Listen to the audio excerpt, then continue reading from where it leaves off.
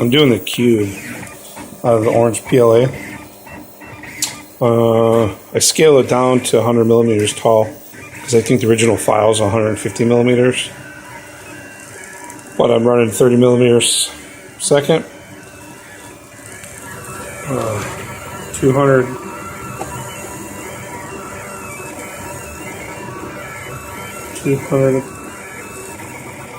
Hot end and 60 for the bed. It's going to take quite a bit of time to run this one.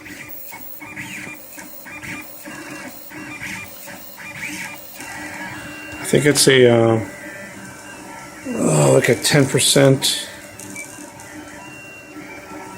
infill on this.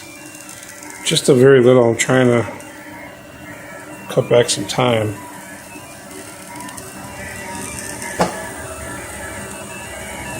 I'm estimating somewhere around 6 hours to complete it. So